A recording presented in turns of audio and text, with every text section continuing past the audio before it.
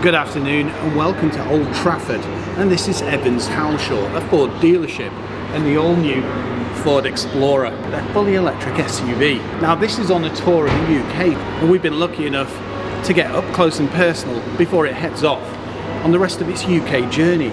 Is this the EV that Ford have been striving for? I'm Ben Quirk, welcome to Planet Auto. First looks, it's impressive. Doesn't it look immense in red? Thing is, it's fully equipped too, but I'll talk more about it in the car.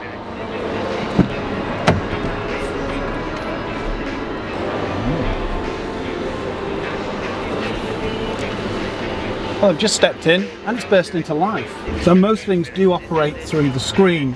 It's certainly what you call futuristic and massively different to Cougar. I can see some of the influences from Mustang, but it feels its own vehicle. Now, if you don't know much about the Explorer, it's been a staple in the US for many, many years. One beast of a truck. And when we heard it was launching here, you think, how's that going to translate into the UK market?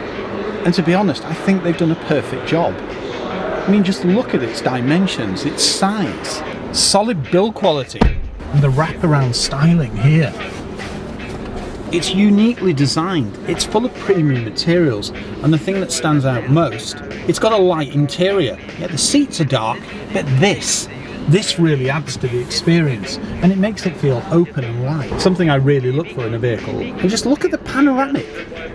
I think that's got to be one of the biggest in the market. There's also quirky styling throughout. For example, this, to be honest, it's like a funky take, a new modern version of the steering wheel that you found in the Austin Allegro. I know that sounds a bit obscure, but there's a steering wheel that was essentially square. I just want to drive it. Now, the interesting thing is, it's actually a partnership with Volkswagen. So this is built on MEB. When you climb in, you don't need to press anything, you just literally put it in drive and off you go.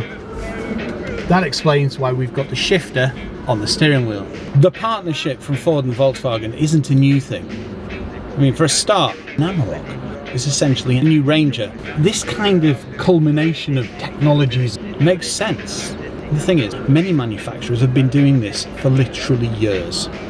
Now, I'm not going to do a full review, this is just essentially a first look.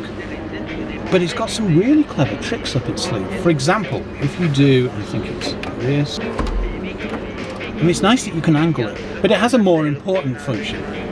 So, if I press it in and then pull it down, that then locks. So you could hide things like your phone, I don't know, your Fabergé egg, whatever. And then when you get out of the car, it remains locked. Because this only works when the powertrain's on. This is so different to anything Volkswagen's put out.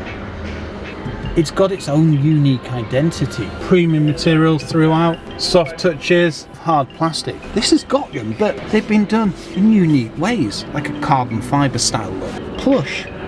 It's solid, but it's also malleable. Storage points left, right and centre, and wireless charging pad. Now, when it comes to specs, we don't know very much. We know this is a Premier. We know there's two powertrains.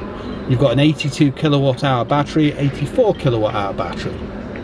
All-wheel drive, rear-wheel drive, and I think that's about it. Now, we don't have too much in the way of info, so for now we'll share what we have. Built in Germany in partnership with VW, it's got American heritage in its blood, yet it's designed for European roads. So unlike the 7-seaters in the US, this is a 5-seater, making it more nimble. You've also got two trims to choose from, the Select or the Premium. The Explorer's got plenty of storage, tech and safety, meaning it'll get you to your destination fully refreshed and ready for adventure.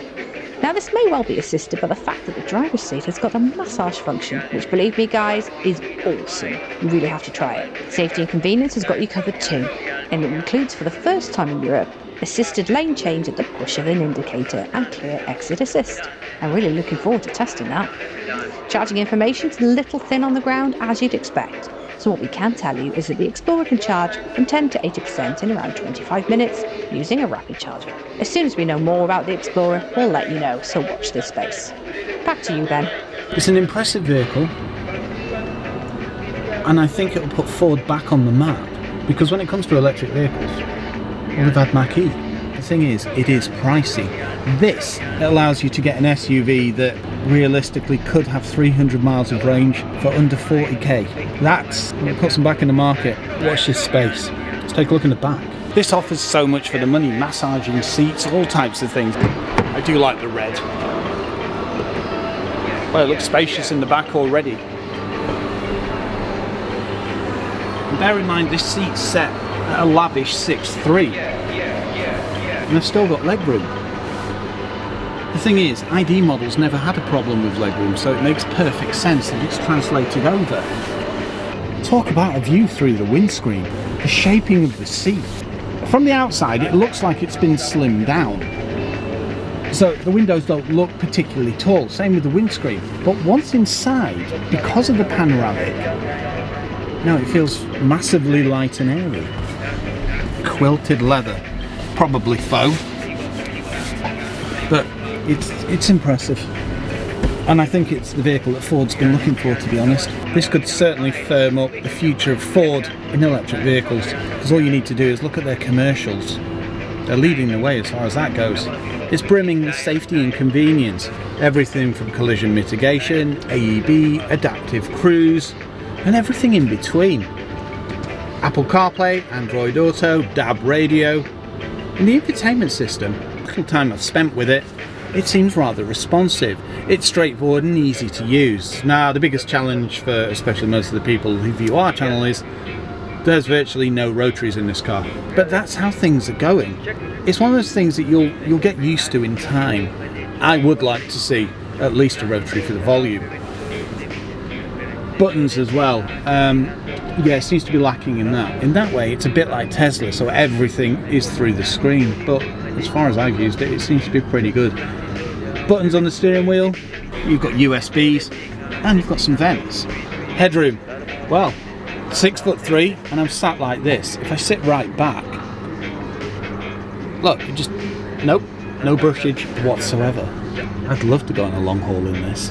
One thing that would have been nice is reclining and sliding seats. But the thing is, it's not essential because you've got so much legroom anywhere. I like these. The rear has such a clean look, and you can see those American design cues I mentioned earlier, and I think it really stands out from the crowd. LEDs all round. This one is fitted with adaptive matrix technology at the front, and you've got parking sensors, a reversing camera, and a power tailgate with gesture control.